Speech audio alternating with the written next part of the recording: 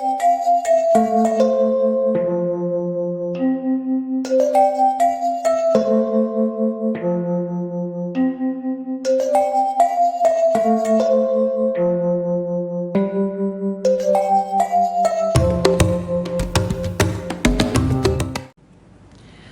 adik-adik. Selamat pagi.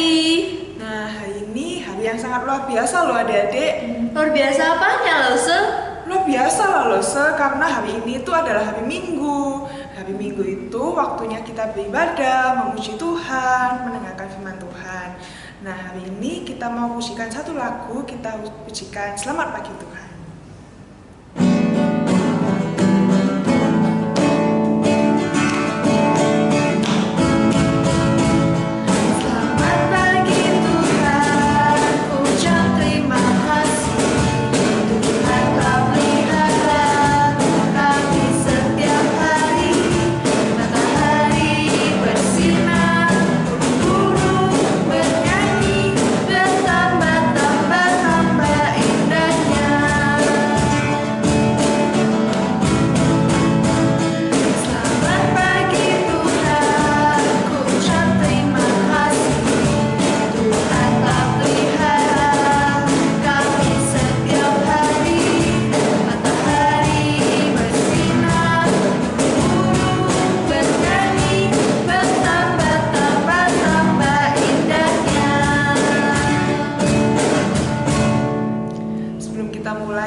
Kita berdoa dulu ya. Lipat tangan, tutup mata. Kita berdoa. Tuhan Yesus, terima kasih hari ini kami boleh berkumpul untuk beribadah. Tuhan, tolong kami agar kami dapat memuji Tuhan, mendengarkan firman Tuhan dengan baik. Dalam nama Tuhan Yesus kami berdoa. Amin. Nah, adik-adik di rumah pernah ngerasain gak rasanya dibully atau dikata-katain? Pernah loh, aku loh. Oh, gimana tuh ceritanya? Dulu waktu aku masih SD itu aku pernah dikatain sama teman kalau mataku itu sipit loh. Oh gitu ya, tapi adik-adik di rumah dan Lause Yunta juga harus tahu bahwa Tuhan itu mencintai semua anak yang ada di dunia ini. Meski fisik kita berbeda, ras kita berbeda, agama kita juga berbeda, tapi Tuhan itu mencintai semua anak di dunia ini. Nah, agar kita semakin merasakan cintanya Tuhan, mari kita pujikan Yesus cinta semua anak.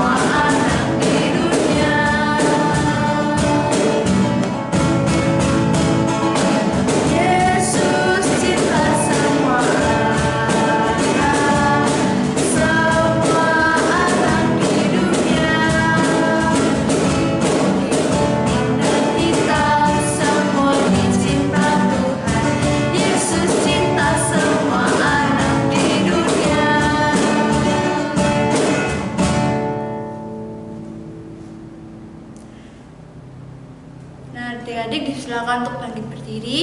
Saatnya kita mengakui iman kita, pengakuan iman rasuli. Aku percaya kepada Allah, Bapa yang Maha Kuasa, Khalik langit dan bumi, dan kepada Yesus Kristus, Anaknya yang tunggal, yang dikandung dari Roh Kudus, lahir dari anak darah Maria, yang menderita sengsara di bawah pemerintahan Pontius Pilatus, disalibkan, mati dan dikuburkan, turun dalam kerajaan maut, pada hari yang ketiga bangkit pula dari antara orang mati, naik ke surga, duduk di sebelah kanan Allah, Bapa yang Maha sana Ia akan datang untuk menghakimi orang yang hidup dan yang mati. Aku percaya kepada Roh Kudus, gereja yang kudus dan am, persekutuan orang kudus, pengampunan dosa, kebangkitan tubuh, dan hidup yang kekal. Amin. Adik-adik disilakan untuk duduk kembali. Tiba saatnya bagi kita semua untuk kita memberikan yang terbaik buat Tuhan. Papa Mama boleh membantu anaknya untuk mentransferkan uang persembahnya ke rekening gereja. Atau bisa disimpan dahulu, nanti saat ibadat tatap muka mulai dijalankan kembali bisa diserahkan ke pihak gereja. Sambil persembahan dijalankan, mari kita pujikan burung pipit yang kecil.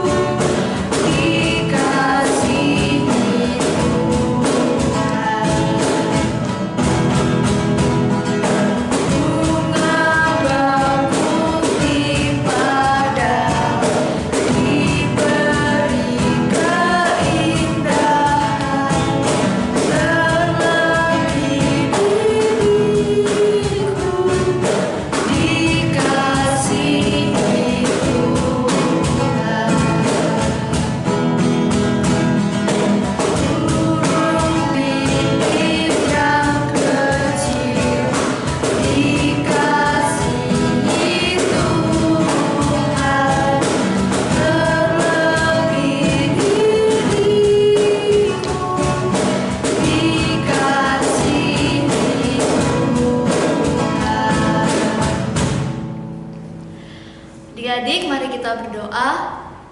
Tuhan Yesus, terima kasih Tuhan atas apa yang telah Engkau berikan kepada kami. Saat ini kami memberikan yang terbaik untuk Engkau. Biarlah persembahan ini bisa berguna bagi pekerjaan-Mu ya Tuhan. Hanya di dalam nama Tuhan Yesus kami berdoa. Amin. Sebentar lagi kita akan mendengarkan firman Tuhan. Biarlah firman Tuhan pada hari ini bisa tertanam di hati kita dan bisa terus bertumbuh di kehidupan sehari-hari kita. Yuk sama-sama kita mau pujikan firman Tuhan ada di hatiku.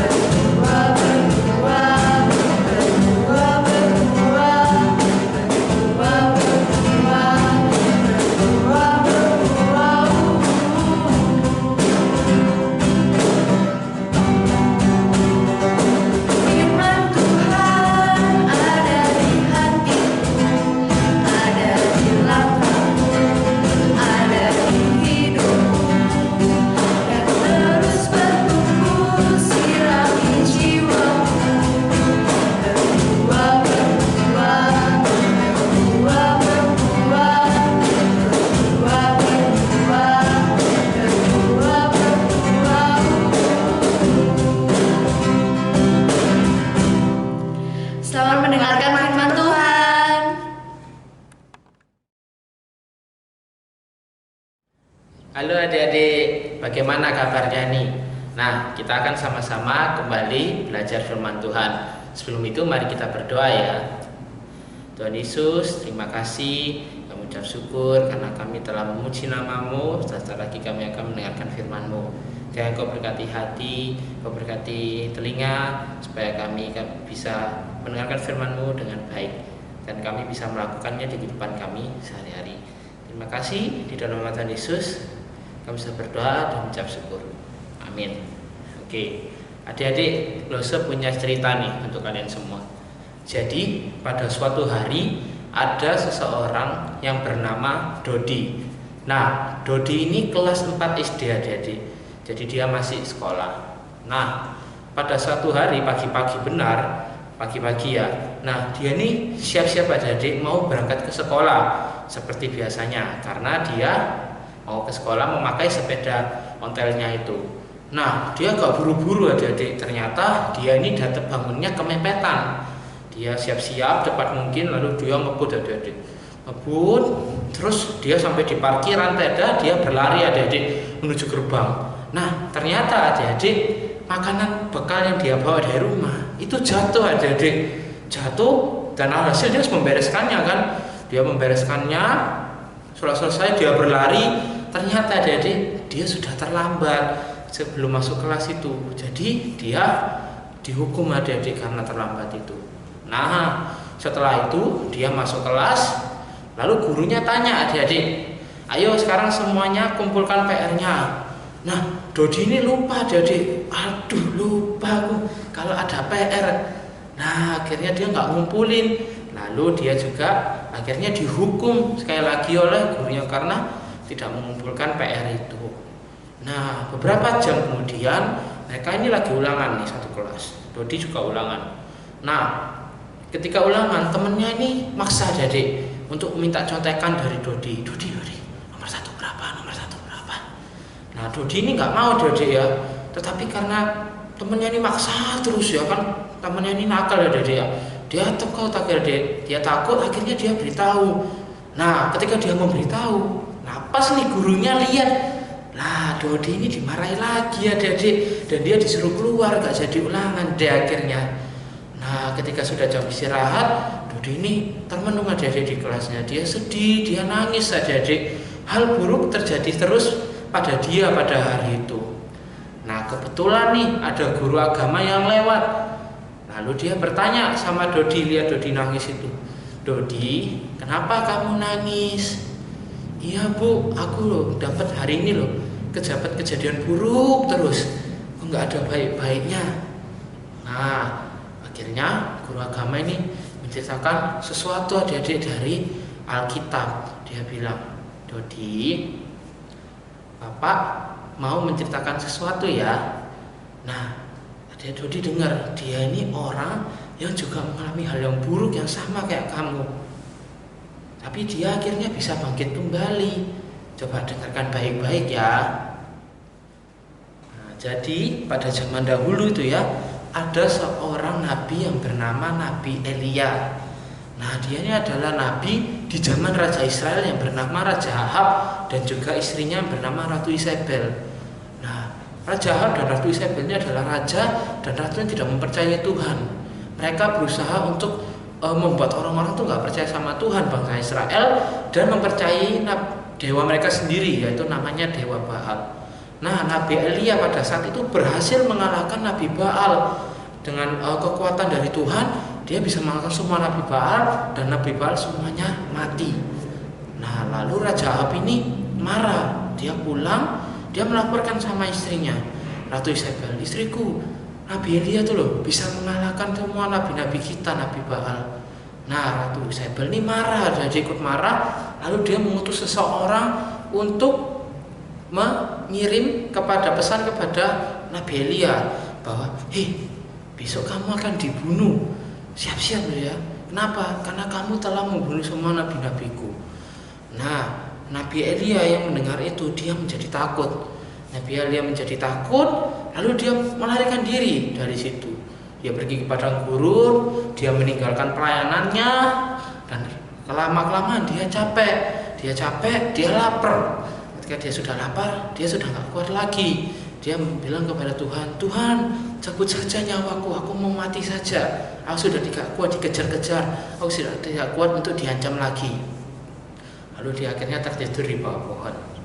Ketika dia sudah tertidur di bawah pohon, datanglah seorang malaikat untuk menghampiri dia. Ketika malaikat itu datang, dia memanggil, Elia, bangun, makan ini. situ terlihat ada makanan dan minuman yang sudah disediakan. Ketika Elia bangun, dia melihat, dia makan, lalu dia tertidur lagi. Ketika dia tertidur, dia dibangunkan lagi. Malaikat datang yang kedua kali. Elia, bangun. Ayo, kita mau apa? Aku sudah memberikanmu makanan. Nah, ketika dia sudah bangun, dia melihat, dia makan dan minum lagi. Ketika dia sudah makan dan minum, dia menjadi kuat, dia menjadi sehat kembali, dia menjadi semangat. Nah, lalu Tuhan mengutus dia untuk pergi ke Gunung Horeb. Nah, ketika sudah sampai di Gunung Horeb, Elia ini ditanyai sama Tuhan, Elia, apa aja pekerjaanmu di sini? Nah, kira-kira apa ya pekerjaan Elia? Pekerjaan Elia itu ada terletak di dalam 1 Raja-Raja pasal 19 ayat yang ke-10.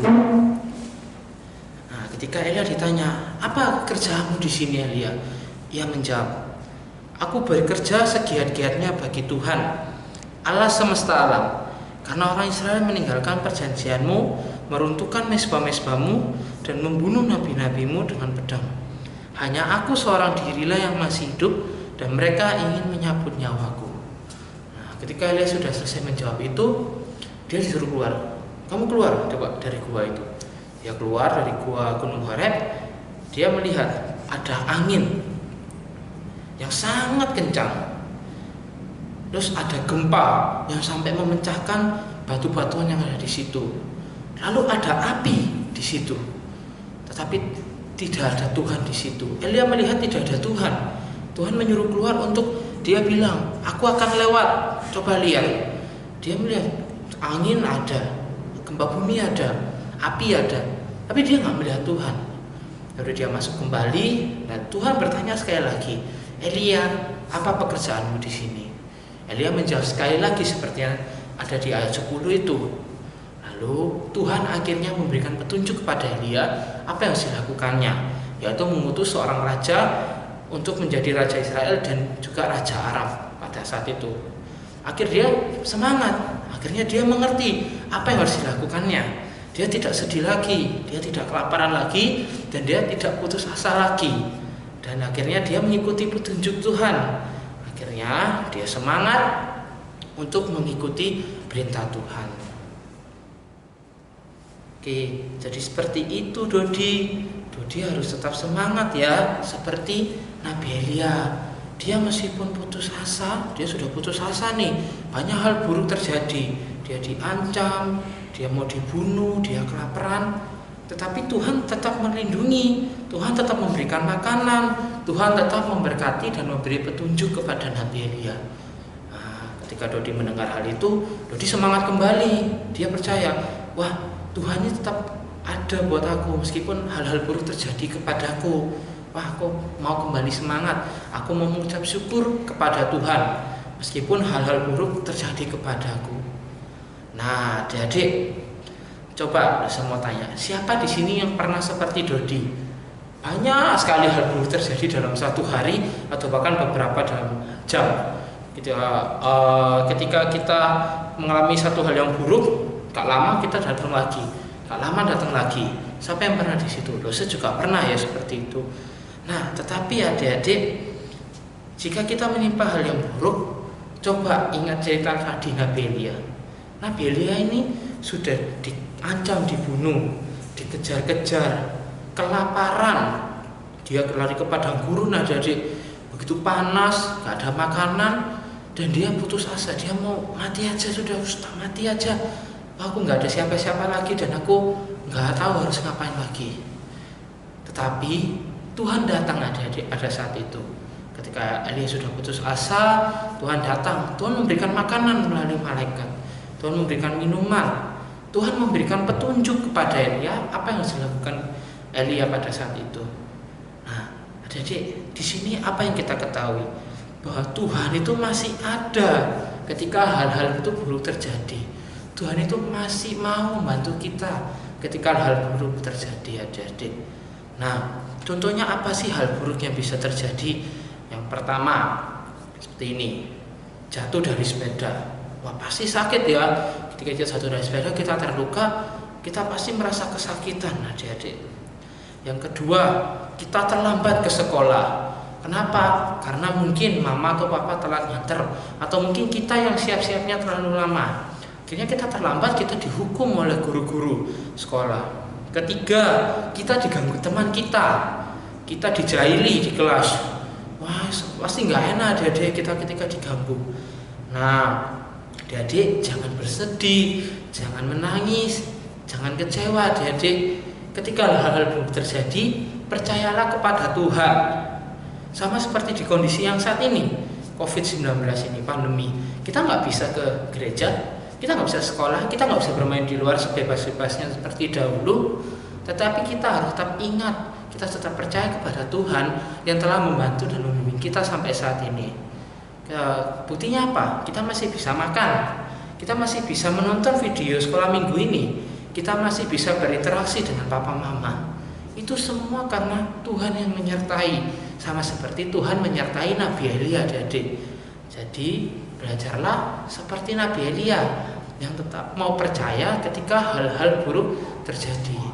Nah, jadi kalau hal-hal buruk terjadi ini, ingat siapa? Ingat Tuhan Yesus adik-adik. Oke. Nah, sekian firman Tuhan dari Rose. Sebentar lagi kita akan mencatat catatan mingguan dan menghafal ayat. Silakan.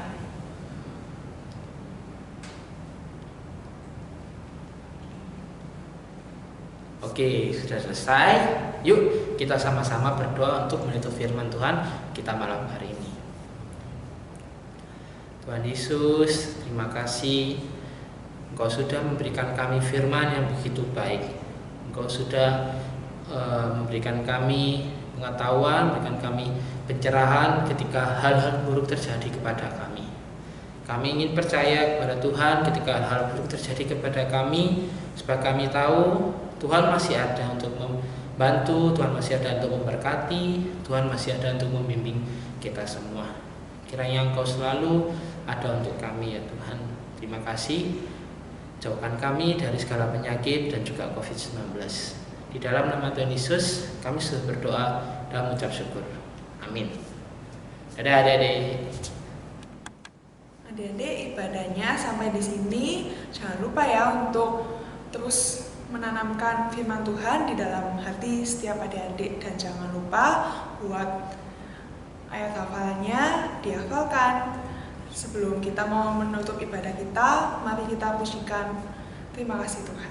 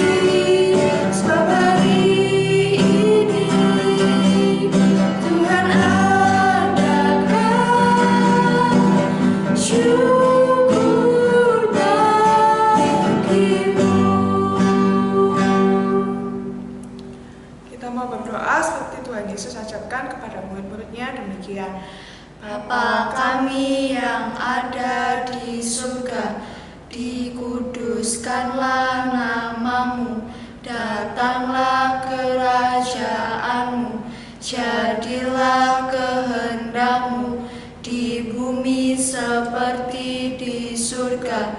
Berikanlah kami pada hari ini makanan kami yang secukupnya, dan ampunilah kami akan kesalahan kami, seperti kami juga mengampuni orang yang bersalah kepada kami, dan janganlah membawa kami ke dalam pencobaan, tetapi lepaskanlah kami daripada yang jahat, karena Engkaulah yang empunya kerajaan dan kuasa dan kemuliaan sampai selama-lamanya.